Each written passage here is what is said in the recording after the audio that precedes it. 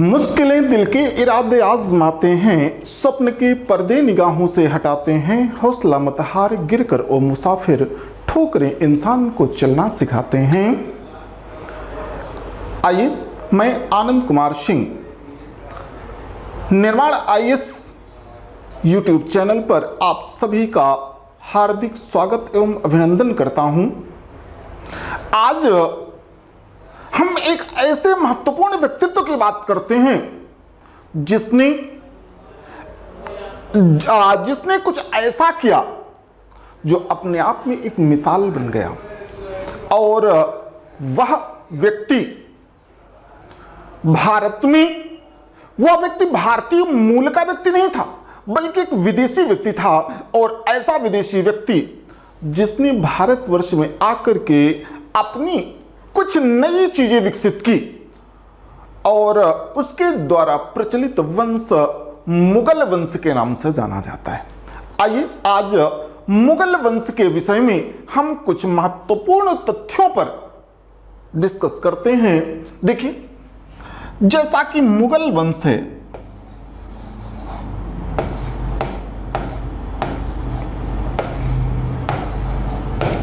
ये जो मुगल वंश है, इसने भारतवर्ष में कई महत्वपूर्ण कार्य किए। जैसे मुगल वंश के द्वारा किया गया जो पहला महत्वपूर्ण कार्य है वो है आटा चक्की, अर्थात भारतवर्ष में अनाज को पीसने के लिए जो विशेष चक्की लाई गई, वह उसे लाने का श्रेय मुगल वंश को जाता है। अब यहां से एक प्रश्न यह भी बनता है कि यह आटा चक्की जो लाई गई, ये कहां से लाई गई? तो इसका उत्तर है, भारतवर्ष में आटा चक्की जो लाई गई वो फारस से लाई गई। दूसरा महत्वपूर्ण तथ्य, भारतीय इतिहास में नील की खेती, भारतीय इतिहास में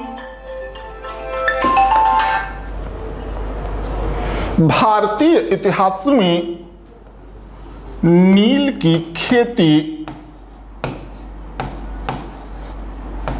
महिलाओं के द्वारा करने का श्रेय मुगल लोगों को जाता है। यहां से कई बार सिविल सर्विसेज में क्वेश्चन पूछे गए हैं कि भारतीय इतिहास में महिलाओं के द्वारा नील की खेती करने का प्रमाण किस काल में प्राप्त होता है। इसके अलावा यह वंश एक ऐसा महत्वपूर्ण वंश है जिस वंश के संस्थापक ने सहशासन प्रारंभ किया। सहशासन का तात्पर्य एक ऐसा शासन जिसमें पति पत्नी दोनों आम सहमति से एक सिंहासन पर बैठ करके शासन कार्य संचालित करते थे। तो पति और पत्नी की आम सहमति से संचालित शासन सहशासन के नाम से जाना गया। यहां से कई बार प्रश्न पूछा गया है कि भारतवर्ष में सहशासन को प्रारंभ करने का श्रेय किस वंश को जाता है। तो अगर वंश की बात की जाएगी तो उसमें नाम आएगा मुगल वंश का। इसके अलावा जो अगला प्रश्न पूछा जाता है वो है कि आम की कलम पद्धति, आम की कलम पद्धति का जन्मदाता कौन सा वंश था? जैसे आजकल हमारे आपके यहां कलमी आम का हम लोग बहुत विस्तृत तौर पर उपभोग करते हैं। तो यहां पर आम की कलम पद्धति या कलमी आम को विकसित करने का श्रेय जिस वंश को जाता है वह वंश मुगल वंश है। इसके अलावा यह प्रथम ऐसा वंश है जिस वंश में भारतवर्ष में पहली बार तंबाकू की खेती प्रारंभ की गई। तंबाकू की खेती प्रारंभ की गई। अगर वंश की बात आएगी तो नाम आएगा मुगल वंश। इसके अलावा गुलाब का इत्र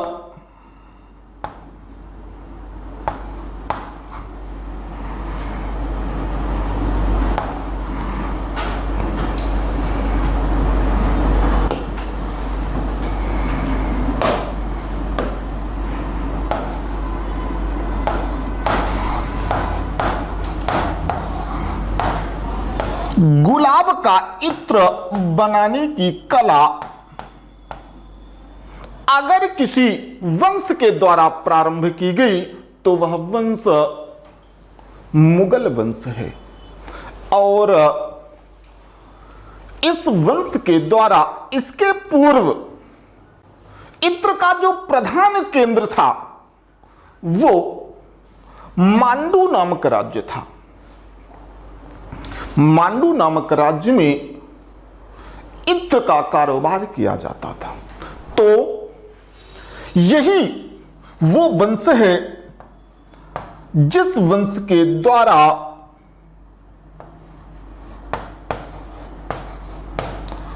फारसी को राजकीय भाषा घोषित किया गया। यह प्रथम ऐसा वंश है जिस वंश के द्वारा फारसी को राजकीय भाषा का दर्जा प्रदान किया गया। तो कई अर्थों में यह एक महत्वपूर्ण वंश है। ठीक है। और इस वंश में एक और विशेष कार्य किया गया और वो कार्य है शासक अर्थात वंश के प्रवर्तक के द्वारा अर्थात वंश के संस्थापक के द्वारा दो महत्वपूर्ण पद अपनी पत्नियों को दिए गए। दो महत्वपूर्ण पद अपनी पत्नियों को दिए गए। एक तो सह शासन का दायित्व और दूसरा विदेश मंत्रालय का प्रभाग अर्थात विदेश मंत्री का प्रभार और साथ में शासन करने की जिम्मेदारी अगर किसी वंश को सौंपी गई या किसी वंश को प्राप्त हुई तो वह वंश मुगल वंश है। इनके बारे में हम विस्तार से चर्चा करेंगे, लेकिन इस वंश को प्रारंभ करने के पहले जो कई महत्वपूर्ण मुद्दे हैं उनमें जो पहला मुद्दा है वो है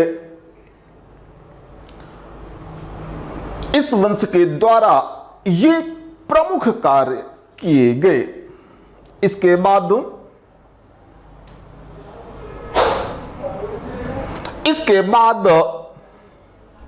जो अन्य महत्वपूर्ण उसकी बात आती है तो उसमें आइए हम लोग मुगल वंश का थोड़ा सा चार्ट बना लेते हैं। देखिए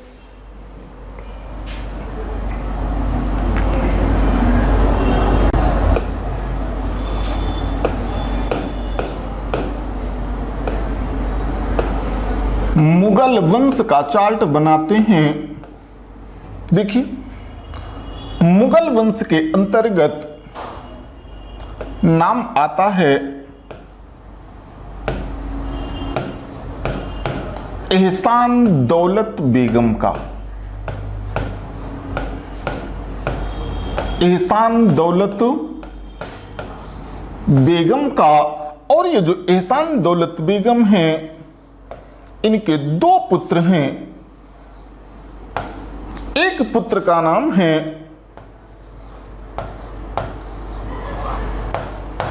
उलुग शेख मिर्जा,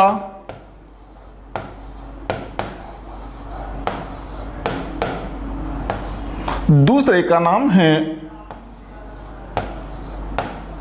उमर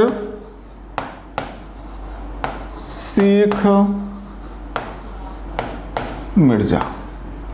तो एहसान दौलत बेगम के दो पुत्र थे, एक का नाम था उलुग शेख मिर्जा, दूसरे का नाम था उमर शेख मिर्जा।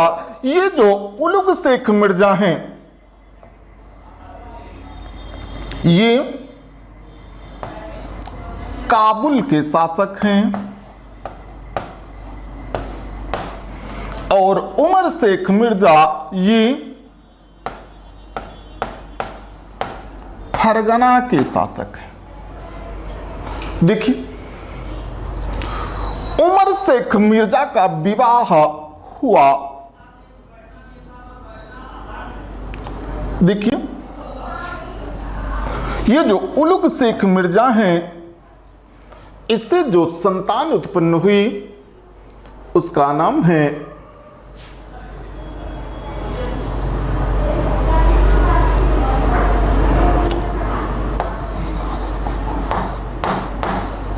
अब्दुल्ला। और उमर शेख मिर्जा की अगर बात आती है तो इनसे दो संतानें उत्पन्न हुई, एक का नाम था बाबर, दूसरे का नाम है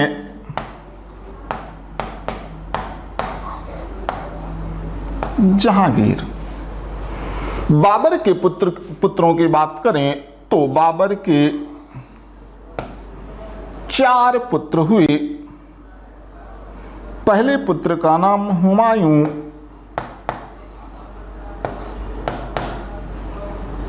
दूसरे का नाम कामरान, तीसरे का नाम अस्करी और चौथे का नाम था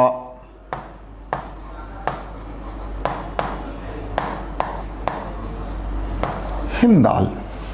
तो इस तरीके से हमने देखा कि एहसान दौलत बेगम के 2 पुत्र हुए। एक पुत्र का नाम है उलुग शेख मिर्जा, ये काबुल का शासक है। दूसरे पुत्र का नाम है उमर शेख मिर्जा, ये फरगना का शासक है। तो उमर शेख मिर्जा जो फरगना का शासक है, इसके 2 पुत्र हुए। पहले पुत्र का नाम बाबर और दूसरे पुत्र का नाम है जहांगीर। बाबर के, अब देखिए, जिसे आप जहांगीर के नाम से जानते हैं, भारतीय इतिहास में जिस शासक को आप जहांगीर के नाम से जानते हैं, वो मूलतः उसका मूल नाम नहीं बल्कि उपाधि नाम था, जबकि बाबर के सगे छोटे भाई का नाम जहांगीर है। तो इसलिए दिमाग में बिल्कुल कंफ्यूजन लाने की आवश्यकता नहीं है। आइए हम लोग इसके अगले सेगमेंट की ओर बढ़ते हैं।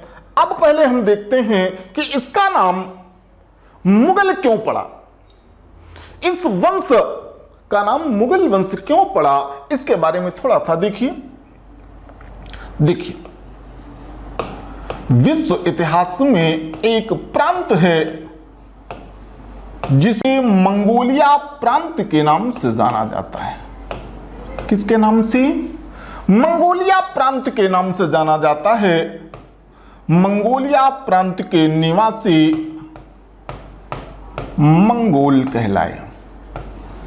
मंगोलिया प्रांत के निवासी मंगोल कहलाए और यही मंगोल जब भारत में स्थायी रूप से रहने लगे तो इन्हें मुगल के नाम से जाना गया।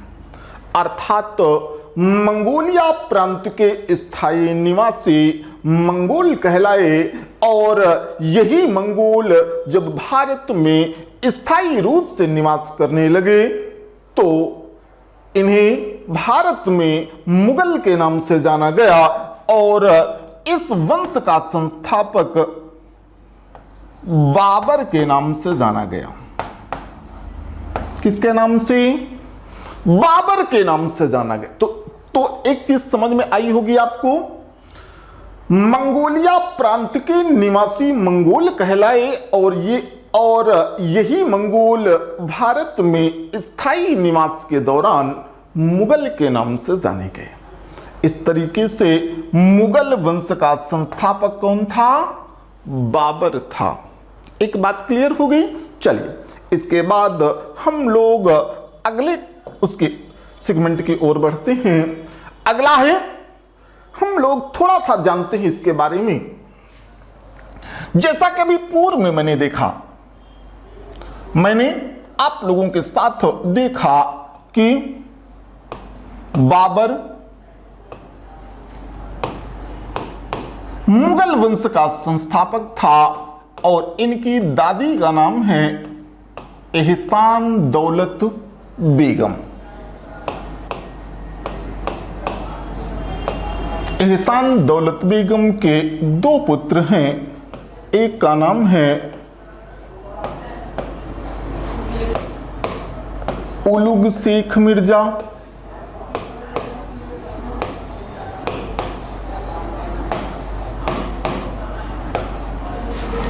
और दूसरे का नाम है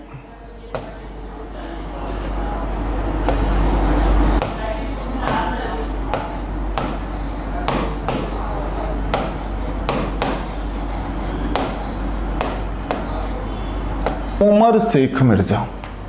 तो एहसान दौलत बेगम के दो पुत्र मैंने बताया, एक का नाम उलुग शेख मिर्जा, ये काबुल का शासक है, और उमर शेख मिर्जा ये फरगना का शासक है। तो उमर शेख मिर्जा का विवाह हुआ जिस महिला से, उसका नाम है कुतलुग निगार खानम। उमर शेख मिर्जा का विवाह हुआ कुतलुग निगार खानम से। अब कुतलुग निगार खानम और उमर शेख मिर्जा, इन दोनों से वैलेंटाइन डे, इन दोनों से वैलेंटाइन डे, और जब भी वैलेंटाइन डे की बात आती है तो आपका ध्यान यहां से लेकर स्वर्गिक आनंद की ओर जाता होगा। क्यों?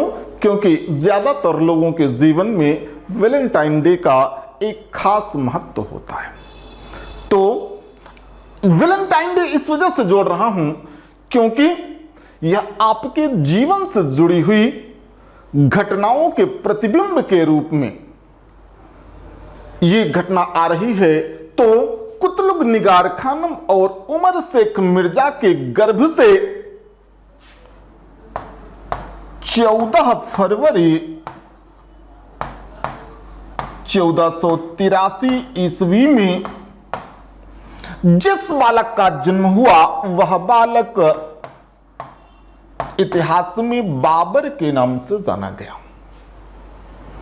कुतलुग निगार खानम और उमर शेख मिर्जा के गर्भ से 14 फरवरी 1483 ईस्वी में जिस बालक का जन्म हुआ वह बालक भारतीय इतिहास में बाबर के नाम से जाना गया।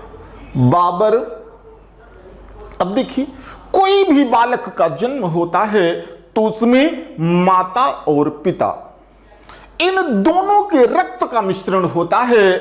और यहां पर ध्यान देने की बात है कि बाबर की मां ये चंगेज खां के खानदान की थी। किसके खानदान की?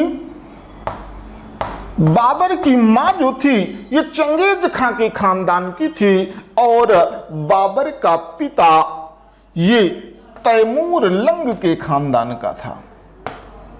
किसकी? तैमूर लंग के खानदान का था।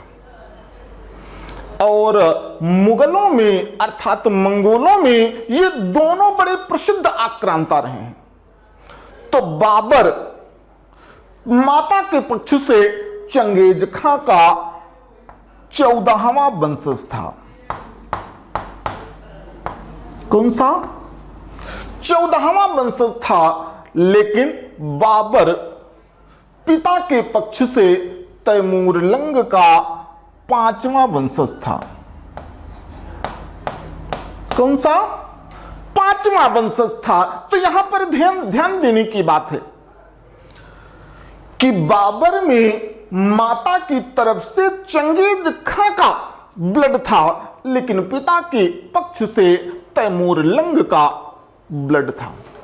कहने का तात्पर्य है कि बाबर माता और पिता इन दोनों के पक्ष, माता और पिता इन दोनों के पक्ष से इनमें 2 प्रसिद्ध आक्रांताओं का ब्लड था।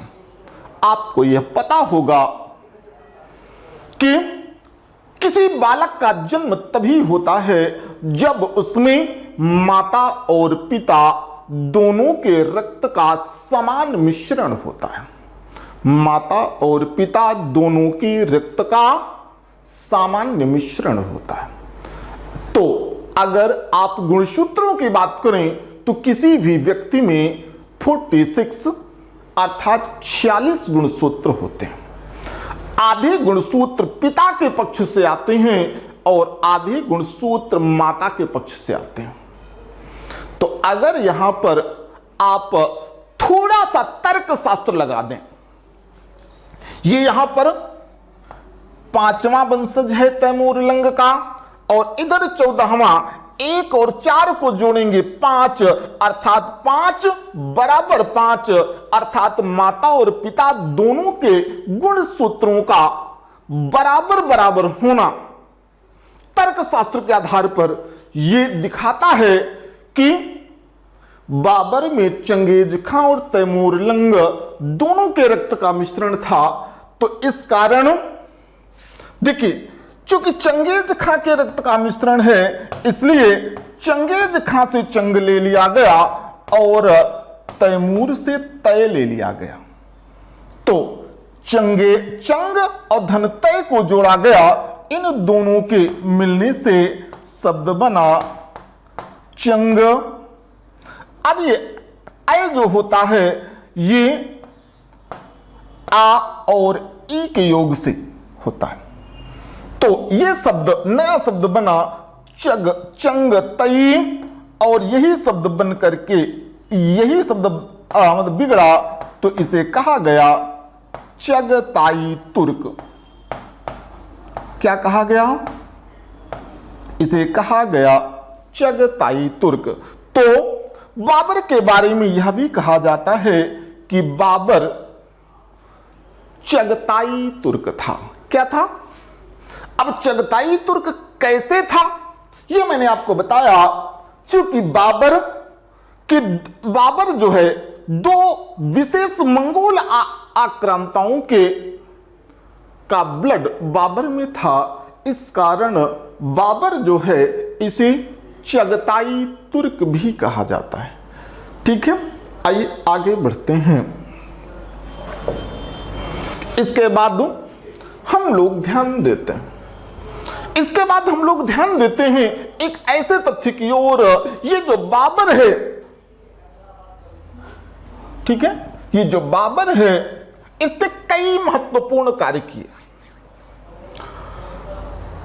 जिस समय बाबर मात्र 11 वर्ष का था, मात्र 11 वर्ष का, अर्थात 11 वर्ष अगर 83 में 11 जोड़ेंगे तो 94 वर्ष। देखिए, अप्रैल, बल्कि अगर डेट लेना चाहें तो 20 अप्रैल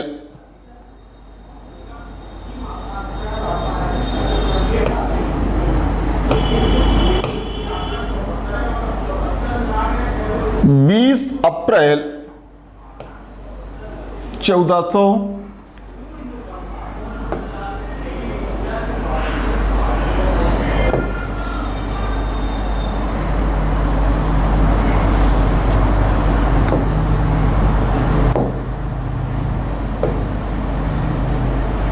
20 अप्रैल 1400 94 ईस्वी में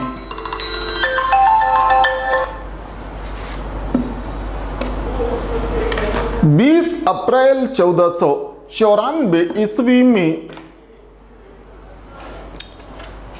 जिस समय बाबर मात्र 11 वर्ष का था, इस समय बाबर के मामा अर्थात कुतुब निगार खानम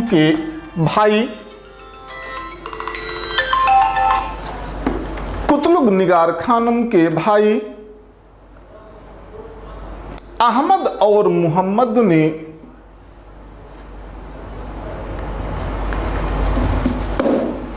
के भाई, इनके मामा का नाम था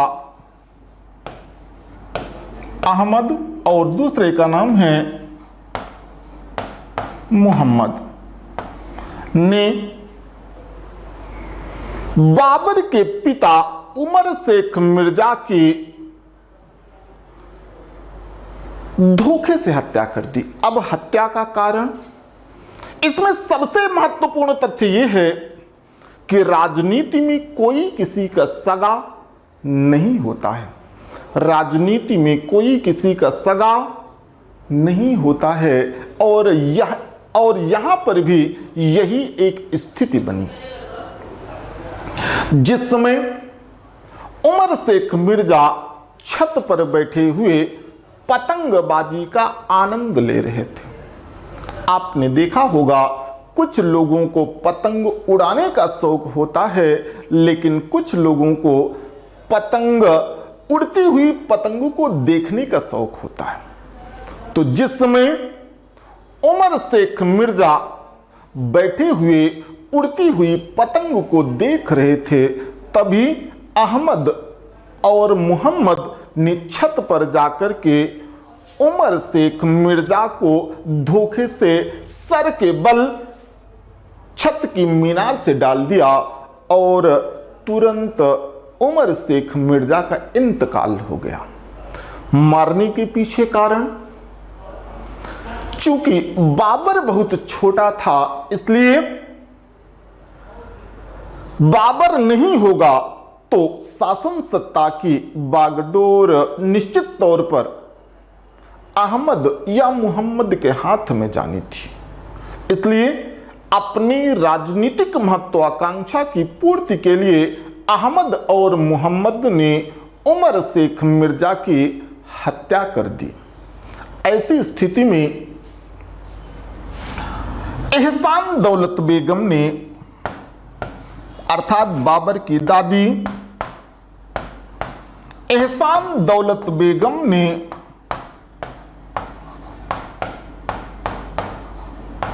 अपनी राजनीतिक शक्ति का इस्तेमाल किया।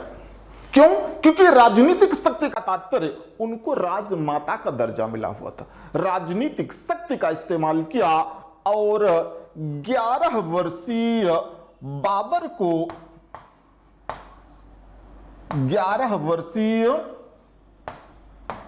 बाबर को फरगना का शासक बना दिया। सोचिए, अब जब बाबर को फरगना का शासक बनाया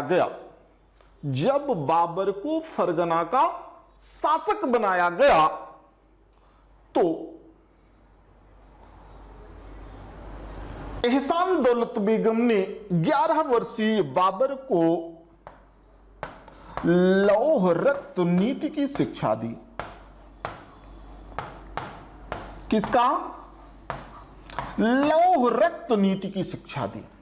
लौह रक्त नीति का तात्पर्य समझिए, ये बाबर भारत का दूसरा ऐसा शासक है जिसने भारतवर्ष में लौह रक्त नीति का प्रतिपादन किया।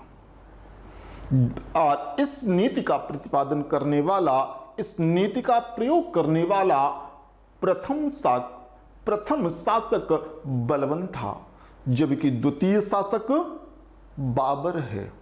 ठीक है, तो लौह रक्त नीति का पालन करने वाला बाबर प्रथम शासक था। ठीक है, तो इस तरीके से एहसान दौलत बेगम ने 11 वर्षीय बाबर को लौह रक्त नीति की शिक्षा दी। अब ये लौह रक्त नीति क्या है ये समझिए। जब किसी को रक्त संबंधों का वास्ता देकर अपने पक्ष में मिलाया जाता है तो उसे रक्त नीति कहते हैं। और अगर वह व्यक्ति मिलने को तैयार ना हो तो उसका सिर धड़ से अलग कर देना, उसका सिर धड़ से अलग कर देना लौह नीति कही जाती है।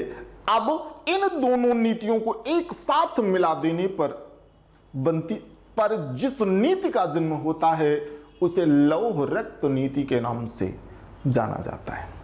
ठीक है, तो इस तरीके से ये जो बाबर है, बाबर को लौह रक्त नीति की शिक्षा बाबर की दादी एहसान दौलत बेगम के द्वारा दी गई। यहां पर प्रश्न पूर्व में पूछा जाता था सिविल सर्विसेज में,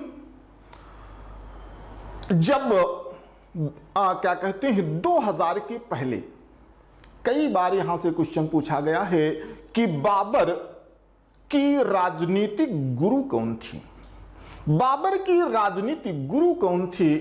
तो चूंकि बाबर को लौह रक्त नीति की शिक्षा किसने दी, एहसान दौलत बेगम ने, इस कारण बाबर के राजनीतिक गुरु में एहसान दौलत बेगम का नाम आता है।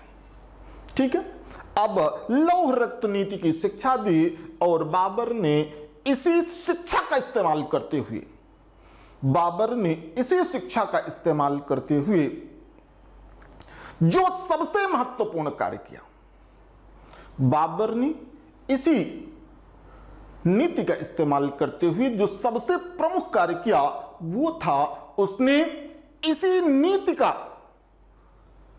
हूबहू पालन करते हुए उसने अपने मामा अहमद और मोहम्मद को अपने पास बुलाया। बाबर ने सबसे पहले अपने मामा अहमद को बुलाया और अहमद से कहा कि मामूजान, आप सबसे विद्वान व्यक्ति हैं, मेरी इच्छा है कि मैं आपको अपने राज्य का प्रधानमंत्री बना दूं। लेकिन क्या बात है कि मामा मोहम्मद आपका विरोध कर रहे हैं। एक गेट से भेजा और पिछले गेट से मोहम्मद को बुला लिया। मोहम्मद से बाबर ने कहा कि मामूजान, आपसे योग्य व्यक्ति आज तक हमारी इस सल्तनत में कोई नहीं हुआ।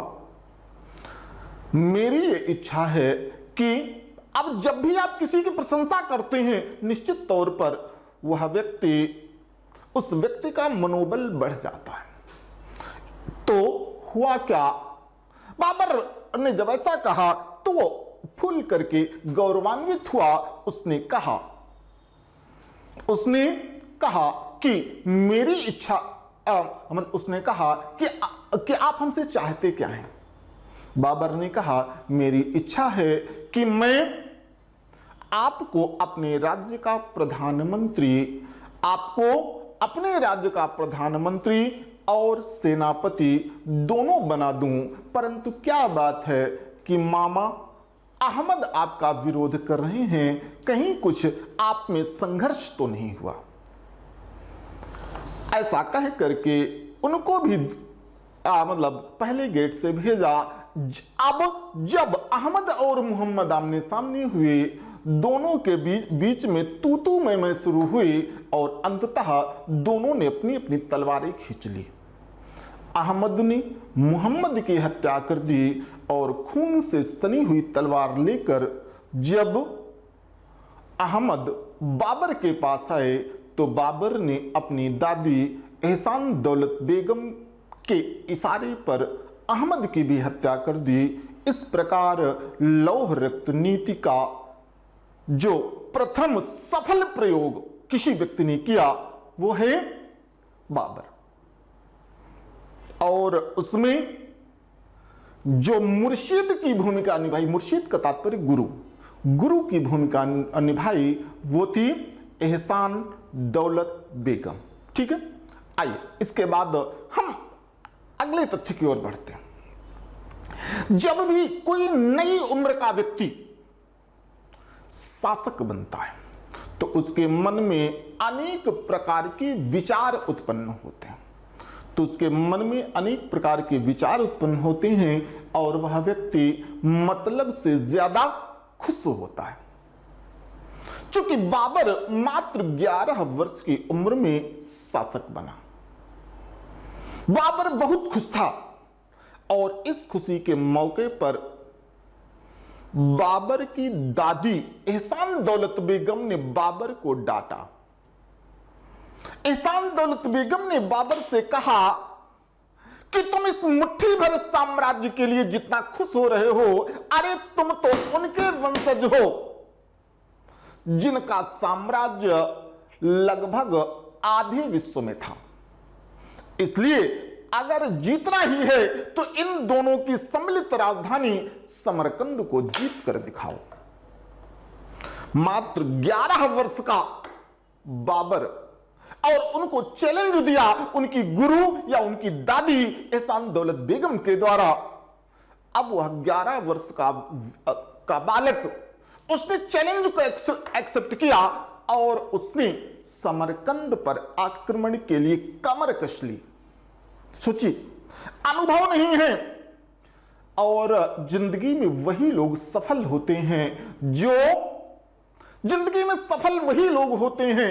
जो कमर कस करके खड़े हो जाते हैं, अर्थात किसी चैलेंज को एक्सेप्ट करने की क्षमता रखते हैं। जिंदगी में वही लोग सफल होते हैं। यहां पर स्थिति क्या है? बाबर ने चैलेंज को एक्सेप्ट किया, और चैलेंज को एक्सेप्ट करने के बाद बाबर ने चैलेंज को एक्सेप्ट किया और चैलेंज को एक्सेप्ट करके उन्होंने समरकंद पर चढ़ाई कर दी। युद्ध का बिल्कुल अनुभव नहीं, मात्र 11 वर्ष की उम्र, अर्थात 1494 ईस्वी में बाबर ने समरकंद पर आक्रमण कर दिया। अब देखिए, हर व्यक्ति का साथ छोड़ सकता है, लेकिन जो मां है वो अपने अल्पवयस्क बालक को कभी नहीं छोड़ सकती। यह स्थिति बड़ी महत्वपूर्ण है। तो बाबर की मां कुतलुग निगार खानम ने बाबर के सेनापति का पदभार संभाला और बाबर को युद्ध की शिक्षा बाबर की मां कुतलुग निगार खानम के द्वारा दी गई। ठीक है, तो कहने का तात्पर्य यह है कि जिंदगी में सफल वही लोग होते हैं जो किसी भी चैलेंज को एक्सेप्ट करने की क्षमता रखते हैं। मैंने आज के वीडियो में आपको 2 महत्वपूर्ण चीजें बताई। एक, बाबर की राजनीतिक गुरु कौन थी? वो थी एहसान दौलत बेगम। और बाबर को सैन्य संगठन की शिक्षा किसके द्वारा दी गई? तो इसका उत्तर है उनकी मां कुतलुग निगार खानम के द्वारा। आज बस यहीं पर इस क्लास को खत्म करते हैं। आप सभी लोग हमारे इस चैनल को अधिक से अधिक लाइक, सब्सक्राइब और शेयर करिए। आप सभी को आपके स्वर्णिम भविष्य की शुभकामना मैं ज्ञापित करता हूं। जय हिंद, जय भारत।